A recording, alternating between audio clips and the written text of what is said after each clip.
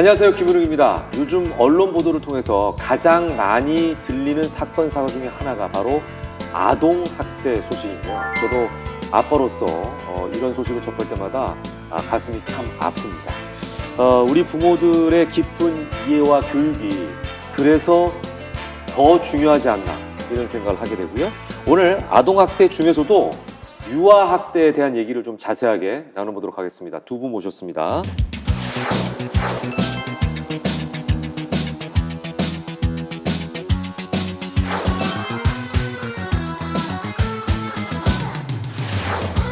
자, 2020년 코로나를 거치면서 오히려 아동학대에 대한 신고가 큰 폭으로 증가했다고 들었거든요. 어때요, 추세가? 맞습니다. 매년 증가 추세고요. 2020년 정인이 사건 이후 사건이 더 늘었습니다. 이제 매우 음성적으로 지금 행해지는 만큼 아마 드러나지 않는 사건까지 하면 더 많을 것으로 예상하고 있습니다. 네. 자, 우리가 이제 아동학대 유형도 굉장히 많다고 들었거든요. 네. 유형별로 한번 좀 짚어볼까요? 예, 이제 신체적 학대, 정서적 학대, 그리고 성학대, 방임이 있을 수 있고요. 그리고 이것들이 여러 가지가 결합되어 있는 중복 학대가 있을 수 있습니다. 아니, 근데 문제는 이런 아동학대가 많이 생기는 사회적 원인이 뭘까 하는 거예요. 네, 지금 사회가 많이 다변화되어 있고 또 핵가족화 되면서 사실은 이제 예전에는 이제 공동체가 마을 공동체가 같이 아이를 키웠다면 이제는 가정이 이제 아이를 키우면서 그런 아이들 돌볼 그런 공동체가 많이 부족하고요. 사회 경제적 어려움 등 여러 가지 원인에 의해서 사회적으로 가장 약자인 아이들이 그 피해를 입게 되는 것 같습니다. 그러네요. 자, 그런데 이제 유아는 나이가 만 3세에서 5세 사이잖아요. 네. 그러면 말은 할 수 있지만 자기 의사 표현도 어느 정도 할 수 있는 나이라는 생각이 드는데 유아 시기의 아동학대는 어떤 특징을 가지고 있을까요, 일단? 일단은 연령별로 그 아동학대 그 특징은 좀 다릅니다. 네네네. 그러니까 영아에 해당하는 우리가 0에서부터 2세까지는 학대 중 방임이 제일 많습니다. 그리고 지금 유아 같은 경우에는 이제 중복 학대를 제외하면 정서 학대가 많습니다. 그 중에서도 또 요즘은 그때 없었던 지금 성학대가 좀 특이하게 좀 많이 발생하고 있습니다. 네. 이런 정서적 학대는 사실 가정에서 많이 일어나기 때문에 신체적 학대처럼 눈에 보이지 않기 때문에 발견되지 않는 경우가 많이 있습니다. 그리고 이제 유아의 경우에는 자기 표현 능력도 생기게 되고 이제 인지 기능도 이제 향상되기 때문에 그 유아 시절의 학대는 아이의 발달에 많은 영향을 끼치게 됩니다. 그렇군요. 자, 그렇다면은 정서적으로나 신체적으로 이 작은 아이들에게 왜 이런 일을 하는 건지 그 심리가 일단 궁금해요. 가해자들의 심리. 네, 사실 그 다양한 원인이 있기 때문에 똑같이 얘기할 수는 없는데요. 사실 아동학대 가해자의 상당 부분이 어린 시절에 다양한 트라우마가 있거나 아동학대의 피해를 입은 경우가 있습니다. 또 양육과 훈육에 대한 개념이 명확하지 않아서 지식의 부족에 의해서 발생하는 경우도 있고요. 그리고 이제 문화의 차이에 의해서도 생길 수가 있습니다. 그리고 본인이 충동 조절과 분노 조절 장애를 갖고 있는 경우도 있고 사회적, 경제적 여러 가지 어려운 상황 속에서 가장 취약계층인 아이들이 희생양이 되는 경우가 있습니다. 실제로 가해자로 신고된 부모님들을 보면 양육과 훈육에 대해서 잘 모르는 경우가 많이 있기 때문에 사실 건강한 훈육 방법을 알려드리는 것이 매우 중요하다고 볼 수가 있습니다. 그래서 이 프로그램이 중요하다. 네, 맞습니다. 예, 이런 생각을 다시 한번 하고요. 또 처벌이 강화되고 있다는 것도 중요하겠지만 네. 이거보다 중요한 건 아까 말씀하신 대로 예방일 것 같아요. 예방. 네. 그죠? 말씀하신 대로 워낙 아동학대 개념이 일반 가정폭력보다 포괄적인데 이제 부모, 교사 등도 이게 아동학대인지 모르고 하는 경우가 있기 때문에 그 이야기부터 한번 시작해 보면 좋을 것 같습니다. 자, 실제로 맘카페에 들어가면 엄마 아빠들이 이렇게 하는 것이 아동학대인지 물어보는 질문이 종종 있습니다. 실제로 부모들도 어떤 게 정확한 아동학대인지 헷갈리고 있다는 거거든요. 네네. 예. 그럼 김현옥 씨도 아이를 기르고 있는 입장에서 네네네네. 그 훈육 자가 테스트를 좀 해보면 어떨까 합니다. 네. 네. 걱정스러워요. 몇 가지인가요? 네, 이제 5가지가 있는데요. 다섯 가지. 네네. 예, 한번 제가 적어보겠습니다. 네, 예, 첫 번째, 이거, 네. 나는 아이에게 소리를 지른 적이 있다. 이거 당연한 얘기인데. 네, 두 번째, 아이에게 겁을 줘서 제압한 적이 있다. 이건 아닌 것 같아요. 네, 세 번째, 아이에게 욕설, 비하, 비꼬는 말을 한 적이 있다. 예를 들어서 너는 커서 뭐가 되려고 그래? 나중에 거지 될 수 있다. 이런 말을 혹시 하신 적이 있을까요? 네. 아, 저는 네. 좀 아이한테 미안한데 네. 또 이거 저 약 안 먹으면 네. 또는 차로 이렇게 가는데 네. 머리를 잡고 내는 거예요. 너 그럼 죽을 수도 있어 이렇게. 네. 진짜로. 네. 그럼 접으셔야겠네요. 네, 네. 네 번째, 아이에게 꿀밤과 등짝 스매싱을 한 적이 있다. 네. 다섯 번째, 아이에게 회초리, 자, 구두, 주걱 등으로 때린 적이 있다. 아직까지는 안 들어봤어요. 네. 한 몇 야. 가지에 해당이 되실까요? 5가지 중에 3가지나 해당이 되는데. 아, 네. 그래요. 와, 3가지나 들어가요. 참 어려운 것 같아요. 네. 그래서 이게 훈육인지 학대인지 알아보는 이 테스트인데요. 네. 훈육과 체벌의 기준을 좀 잘 들여다보시는 것이 좀 필요합니다. 예. 또 사실은 이제 한 번 했다고 저희가 그렇게 보지는 않고요. 네네. 이게 여러 번 반복되고 또 아이가 공포심이나 부담감이나 수치심을 느낄 수 있다면 그것은 좀 우리가 많이 조금 고민해 봐야 될 부분이라고 볼 수 있습니다. 그러니까 이게 경계가 네. 뭐 그러니까 순간 한 번 정도는 할 수 있는데 그럼요. 공포스럽게 느끼거나 네, 네. 정서적으로 어떤 악영향을 받게 되면 그럼요. 이게 훈육이 네. 아니라 체벌이다. 네, 그렇습니다. 그리고 학대다 이렇게 되는 거죠. 네, 맞습니다. 이 경계가 참 어렵네요, 사실. 네, 맞습니다. 실제로 그 아동학대로 네. 그 신고된 경우에 가해자들이 하시는 말씀이 이게 뭐 훈육이었다고 이런 말씀을 많이 하십니다. 저도 물어보면 훈육이라고 대답할 수밖에 없을 것 같아요, 사실은. 예. 자, 그래서 저도 이렇게 헷갈리는데 여러분 오죽하시겠습니까? 다 부모로서는 초보기 때문에 똑같은 상황일 것 같아요. 저희가 이런 분들을 위해서 준비를 해봤습니다. 부모도 모르는 아동학대. 이런 것도 아동학대에 해당되나요? 자, 첫 번째 OX 토크. 사연이 이렇습니다. 마트에서 장난감을 안 사준다고 울고불고 결국은 들어오는 일이 다반사인 6세 아들. 그때마다 너무 창피해서 자주 몰래 아들을 꼬집는데요. 이것도 아동학대인가요? 아동학대다 그러면은 O, 아니다 그러면 X. 하나, 둘, 셋. 꼬집을 수는 있지 않습니까, 솔직히? 예, 뭐 한 아니, 번, 예, 부부간에도 가면은 네. 못하면 꼬집잖아요. 아, 하지 말라고 네, 사인을 네. 주는 건데. 네, 맞습니다. 근데 사람들이 많으니까 네. 소리치고만 하지는 못해도 네, 네. 사인을 주는 건 어떤가 싶기도 한데 이거 아동학대군요. 그러니까 뭐 한 번 꼬집었다고 해서 아동학대로 보지는 않습니다. 그런데 이제 반복적으로 역시. 훈육을 목적으로 꼬집는 행위, 그리고 신체를 좀 때리거나, 뭐 이렇게 상해를 입히거나 이제 화상을 입히는 이런 행위들은 명백히 신체적 학대에 들어갈 수가 있습니다. 참고 또 얘기하려면 드리고 싶은 거는 신체적 학대 유형은 참 많습니다. 네, 얘 같은 경우에는 이제 부모가 훈육한다고 때린 사례입니다. 근데 지금 문제가 뭐냐면 아동은 행위자인 부모와의 애착 관계로 인해서 이런 게 뭐 사건이 들어왔을 때 뭐 피해 진술도 잘 안 하고 그리고 부모와의 분리도 거부를 하는 편입니다. 그래서 그러니까 이제 예를 들어 그렇게 해서 경찰서 왔어요. 네. 너 엄마가 너 꼬집고 때렸니? 그러면 이제 아이가 그렇죠. 부모가 옆에 있잖아요. 그렇죠. 그리고 나를 보여줄 사람이잖아. 그렇죠. 그러니까 차마 거기 경찰 아저씨나 우리 경찰 아줌마한테 아니요 이렇게 얘기하는 경우가 그게 많은 거죠. 문제점입니다. 그래서 재발이 많습니다. 그러네. 네, 예. 맞습니다. 그래서 이제 유아의 경우에는 자기 의사 표현이 가능해지거든요. 그리고 이제 인과관계도 이해가 조금씩 가능해지는 나이기 때문에 해야 될 행동, 하지 말아야 될 행동에 대해서 대화로 좀 풀어나가시고 정말 어려운 과정이지만 양육은 끊임없는 인내의 과정입니다. 네, 인내다. 이렇게 생각하시면 되겠습니다. 자, 부모도 모르는 아동학대. 이것도 아동학대에 해당하나요? OX 계속 가보겠습니다. 다음의 경우 유치원 교사인 A씨는 최근 재롱잔치 준비로 아이들의 율동과 노래를 가르쳤고 당일에 큰 박수를 받았다. 무대에서 인사하고 나가는 아이들에게 선생님에게도 한 명씩 뽀뽀라며 볼 뽀뽀를 요구했다. 볼에 뽀뽀하는 아이들을 보는 엄마들은 아동학대로 신고를 했다. A씨는 억울함을 호소하고 있다.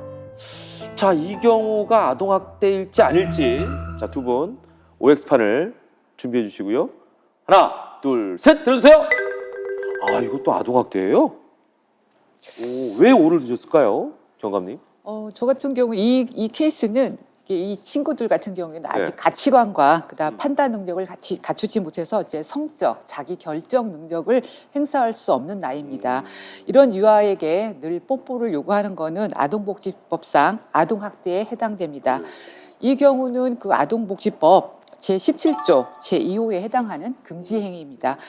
그 유사한 사례로 제가 판례 하나를 소개해드리겠는데요. 네네네. 이제 2018년에 대법원은 12살의 그 피해 여아에게 뽀뽀를 하고 자신에게 뽀뽀를 하도록 강요한 기사분에게 벌금 200만 원, 그리고 아동학대 치료 프로그램 이수 명령, 그리고 신상정보 등록 제출의 판결을 내린 바 있습니다. 아, 이게 큰 아동학대네요. 이걸 인지해야 됩니다. 네. 시대가 많이 변화하고 있다. 네. 아이들의 그 어떤 그 권리, 이것도 점점 더 강화되고 있다. 이렇게 네, 생각이 될 것 맞습니다. 같아요.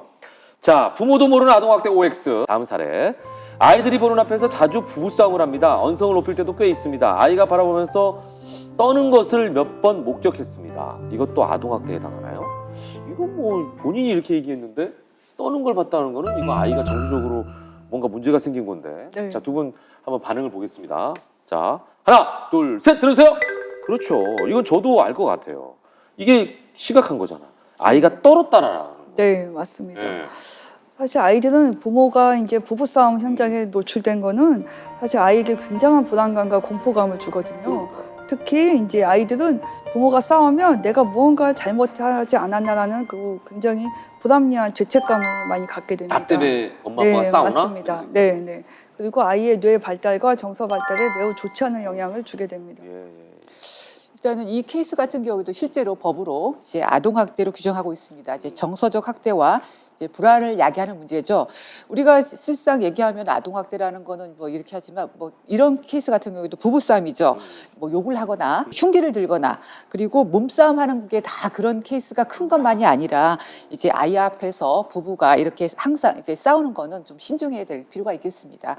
이제 현장에서도 이런 정서적 학대로 케이스 같은 경우에도 이제 입건하는 추세입니다. 아, 그러니까 이런 경우 부부 싸움을 많이 하고 있는데 이제 아이가 막 이렇게 공포에 떨어가지고 누가 이웃이 싸우는 소리를 듣고 신고를 할 경우 예, 예. 이게 완전히 입건되는 사례군요. 그렇죠. 야, 그러네요. 진짜 아이들의 인권이 그만큼 많이 높아졌다. 맞습니다. 반대로 부모 입장에서는 이 작은 어떤 아이들의 인권, 권리를 더 많이 생각해 줘야 된다. 이렇게 볼 수가 있을 것 같습니다. 자, 그러면 유아를 상대로 한 학대가 어떤 게 있고 또 어떻게 해야 할지 사례별로 이번에는 좀 구체적으로 얘기해 보도록 하겠습니다. 그 첫 번째 케이스를 제가 읽어드릴게요. 44세 아동 민수는 창틀에 매달리는 등 위험한 행동을 한다는 이유로 민수의 아버지가 민수를 안아 바닥에서 약 80cm 높이의 책장에 올려둔 후 책장을 흔들고 민수의 몸을 잡고는 책장 위 창 쪽으로 흔들어 보이는 등 40분간 앉혀주었다. 결국 이 문제로 부부싸움이 발생했으며 민수는 몇 시간가량의 부부싸움을 목격해야 했다. 그러니까 이게 이제 이렇게만 써 있으니까 잘 모르겠습니다만 아빠의 입장에서는 사실은 너 이게 얼마나 위험한 행동인지 알아? 라고 해서 아마 체험 겸해서 한 게 아닌가. 네. 저는 이제 이렇게 좀 아빠를 좀 대변하는 네. 부분도 있는데 이게 아동학대일 수 있을 것 같다는 생각도 들거든요. 어떻습니까? 이게 그 2020년 대법원에서 유죄를 인정한 사건입니다. 아, 실제 있었던 사례예요? 사건입니다. 예. 일단은 이 케이스는 이제 피고인이 네. 강압적으로 이제 부정적인 태도를 보였다는 점, 그리고 이제 높은 서랍장에 40분 동안 앉혀놓은 것이 이제 위험한 행위라는 거 하는 점, 그리고 실제로 민수가 정신적 고통을 호소했다는 점으로 비추어 정서적 학대로 인정해서 유죄가 됐습니다. 일단은 정서적 학대는 유아에서 이제 특히 많이 발생하는 유형인데요. 이제 법원도 이제 정서 학대에 대해서 이제 신체 학대와 달리 피해자의 상해 정도, 뭐 다치거나 이게 흉 같은 거로 보지 않고 종합적으로 고려해서 지금 판단하고 있는 추세입니다. 그러네요. 자, 그럼 손호 선생님, 네. 이 정서적 학대라는 게 아동의 정서 발달을 저해할 수 있는 뭐 정신적이나 네. 가학적 행위 모두를 포함한다고 하셨잖아요. 네, 맞습니다. 그러면은 구체적으로 어떤 행위들이 네. 해당될 수 있을까요? 사실 우리가 알게 모르게 정서학대가 행해지는 경우가 좀 있는데요. 가장 흔한 게 이제 언어 폭력이라고 할 수 있습니다. 그래서 뭐 너 때문이야, 아니면 뭐 너만 없어도, 하는 이게 비난조나 원망 쪽, 좀 거부적인 이런 조금 적대적인 언어 표현이 아이의 마음에 깊은 상처를 줄 수가 있고요.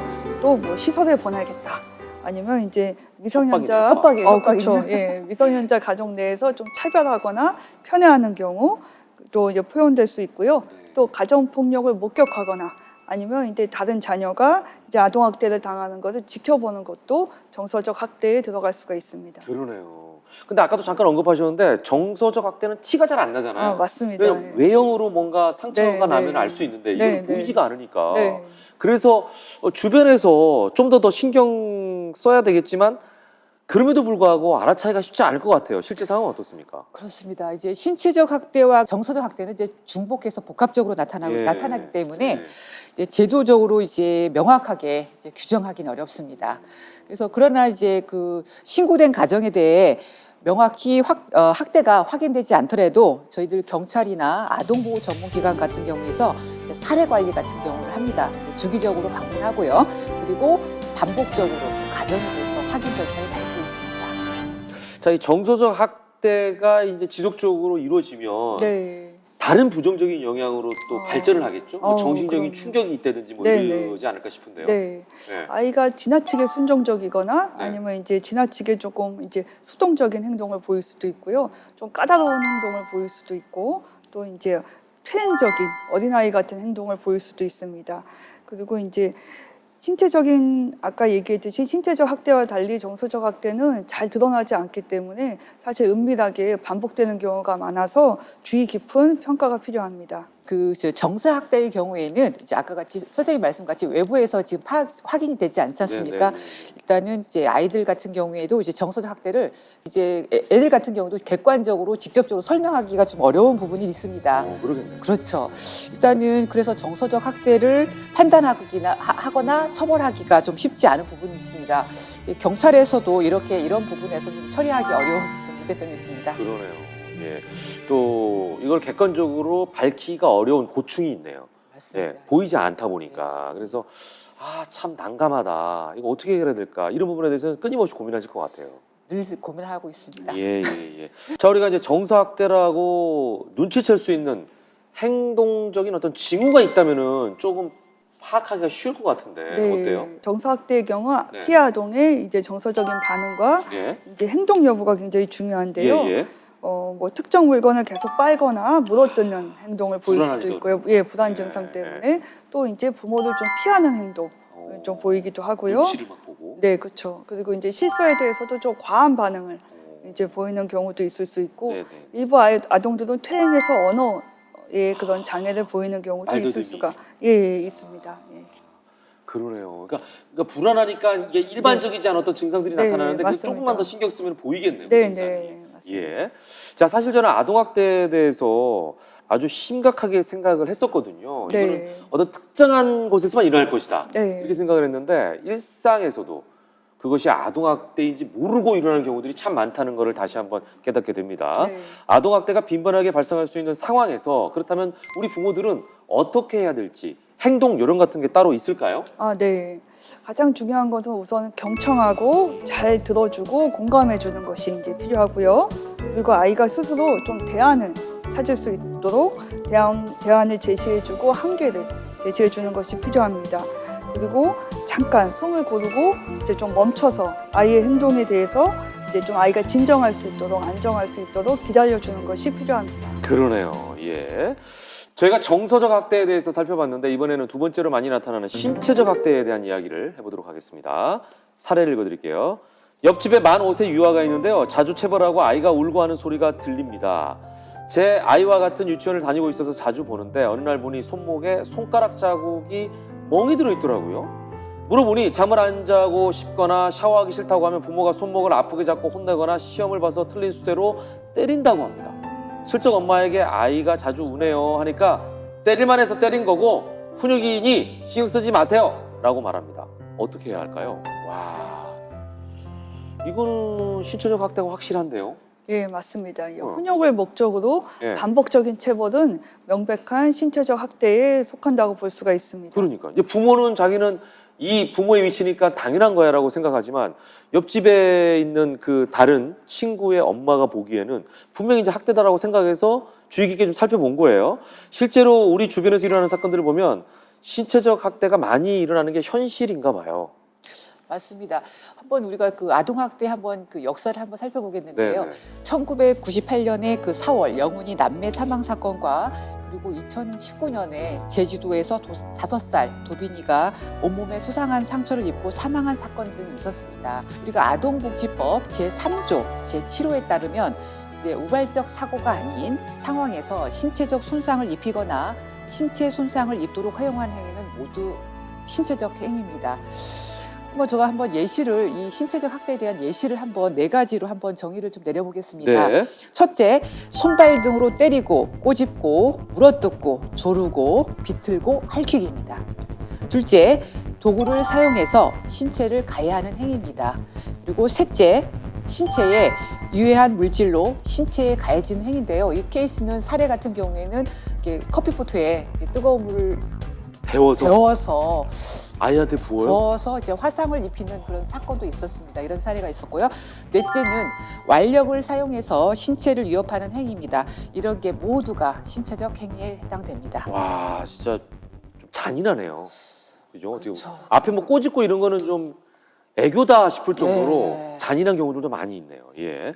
자, 이 신체적인 학대를 당한 아이들의 경우에는 나중에 어떤 징후가 나타납니까? 네.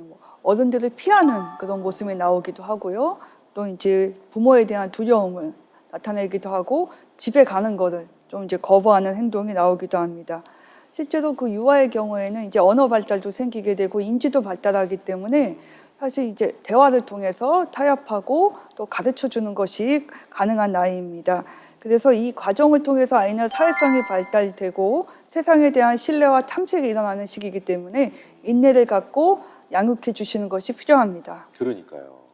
근데 이제 부모 입장에서 좀 생각해 보면 매번 얘기하지만 우리도 사람이잖아요. 그러다 보니까 네. 내가 원하는 대로 훈육이 잘 안 되면 네. 훈육 방식을 어떻게 해야 되나 잘 몰라서 네. 이게 교육이 안 돼 있기 때문에 실수하는 경우도 있단 말이에요. 예, 그래서 맞습니다. 훈육인 줄 알고 했는데 이게 채버린 경우도 있고 네, 강도가 맞습니다. 너무 강해서 네, 네. 이런 경우들이 생기는 것 같은데 자 그렇다면은 효과적인 훈육 방법을 알려드리면 네, 네. 좀 도움이 되지 않을까요? 맞습니다. 네. 그래서 문제나 갈등이 생길 때마다 아이를 꼭 훈육할 필요는 없습니다. 평소에 부모하고 아이 관계가 좀 긍정적으로 잘 애착 형성이 돼 있다면 사실은 설명하고 가르치는 것만으로도 사실은 충분할 때가 많이 있습니다. 부모는 이제 아동이 어리다는 이유로 조금 이렇게 함부로 말하는 경향이 있는데요. 사실은 아이들도 차분하고 그 이성적으로 좀 단호하게 좀 얘기를 해주면 아이들도 잘 알아듣고 따라하는 경우가 많이 있습니다. 그리고 아동한테 얘기할 때는 아동 자체가 나쁜 게 아니라 아동이 한 행동 그 자체에 대해서만 사실은 이제 문제라는 것을 지적해 주는 것이 좋고요. 아동의 인격이나 좀 자존심은 공격하지 마시는 것이 필요하다고 있고요. 우리가 보통 아이 메시지법이라고 얘기하잖아요. 네, 네, 네. 아이를 야단칠 때도 엄마가 좀 속상해. 이렇게 하지 않았으면 참 좋았을 것 같아. 라는 방법으로 표현해서 아동이 좀 편하게 느낄 수 있도록 얘기하시는 것이 좋습니다. 아니 제가 네. 방송하는 게 직업이잖아요. 아, 네네. 이제 말하는 게 직업이다 네. 보니까 뭐 급할 때는 그렇게 한 적이 없는데 한번 시간을 잡고 네. 아이들이 지금 7살인데 아, 6살 때인가 네. 얘기를 해보니까 네네. 시간을 길게 잡고 얘기하니까 애들이 진짜 이해를 하더라고요. 네, 그래서 맞습니다. 깜짝 놀란 적이 있어요. 네, 맞습니다. 평소에는 시간이 없으니까 네네. 야 빨리 밥 먹어, 빨리 밥 네, 먹어 이렇게 네. 이제 강압적으로 얘기를 했는데 네. 시간을 갖고 왜 밥을 먹어야 되는지 그래야 네가 어떻게 그다음에 이유 뭐 해야 되고 이런 걸 얘기하니까 아이들이 이해를 하더라니까요. 그럼요. 깜짝 놀랐어요. 네. 근데 매번 그렇게 할 수가 없죠. 시간이 그쵸, 한정적이니까. 그쵸. 맞습니다. 그렇지만 지금 말씀하신 게 저는 이해가 되는 게 네. 그렇게 좀 인내를 해야겠다라는 생각이 듭니다. 네. 예. 자 지금 뭐 좋은 얘기 해주셨는데 네. 구체적으로 네. 그렇다면 좋은 훈육 방법 같은 게 또 있을까요? 네. 유아에게 적용이 가능한 그 5가지 훈육 방법에 대해서 말씀드리겠습니다. 네. 첫째, 아이에게 바라는 행동과 지침을 명확하게 얘기해 주시는 것이 좋습니다. 두 번째, 규칙을 세울 때는 아동을 참여시키는 것이 좋습니다. 네. 그리고 세 번째, 지속적이든 공정하게 그리고 침착하게 규칙을 실행하는 것이 필요합니다. 그리고 네 번째, 수업이든 아동 활동 프로그램이든 아이가 모두 참여하고 실질적으로 성취할 수 있는 그런 기회를 주는 것이 좋습니다. 그리고 지속적으로 아동을 모니터링해서 과업을 어려워하는 아이는 구체적으로 도와주시고 또 과업을 잘 수행하는 아이들은 새로운 가업을 제시해서 다음 단계로 넘어갈 수 있도록 도와주시는 것이 필요합니다. 네. 자, 이렇게 해서 유아에 적합한 올바른 훈육 태도, 부모가 꼭 알아야 될 부분까지 짚어봤습니다. 아동학대가 안 일어나면 그게 가장 좋지만 또 우리 주변에서 그런 유아 아동을 봤다 이런 경우도 있을 수 있지 않겠습니까? 이런 경우에는 어떻게 해야 할까요? 아동학대를 당하는 우리 아동들은 이제 신체적 징후와 이게 정서적 징후를 보일 수밖에 없죠. 그러니까 징후를 발견하면 국번 없이 112에 전화해서 아동의 위험에 처해 있다는 것을 알려주십시오. 신고자의 신분은 엄격하게 보호돼요? 그렇죠. 네. 이게 아동학대 범죄의 처벌 등에 관한 특례법 제10조 62조에 의해서 보장됩니다. 그리고 아까 잠깐 선생님께서 초반에 말씀해 주셨는데 네. 그 여러 그 원인 중에 네. 본인이 어릴 때 학대를 당했기 때문에 그 기억이 네. 그대로 남아서 네. 나중에 본인도 학대하는 가해자가 되어버린다 얘기하셨거든요. 네. 이게 이제 사회적인 문제로 발전하는 거 아닙니까? 네. 그죠? 네. 그 어릴 때 자기의 피해가 네. 그 맞습니다. 이거를 좀 개선하기 위한 어떤 방법들이 필요할 것 같은데요. 네, 맞습니다. 그래서 이런 아동학대 예방을 위해서는 사실 부모 자신도 네. 자신의 그 과거의 부모하고 관계도 잘 들여다보시는 것이 필요하고요. 그래서 아이를 키우면서 사실 그게 많이 다시 나오는 경우가 있습니다. 그렇기 때문에 자신이 감정적으로, 정서적으로 힘든 부분에 대해서 돌아보시는 것도 꼭 필요하고요.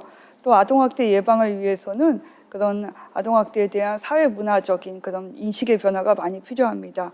그래서 그 아동을 자신의 소유물이나 자기가 할 수 있는 이렇게 일부로 이제 보는 것이 아니라요. 아동의 인권에 좀 관심을 갖고 아이를 하나의 독립된 인격체로 대하여 주시는 것이 아주 필요하다고 볼 수가 있습니다.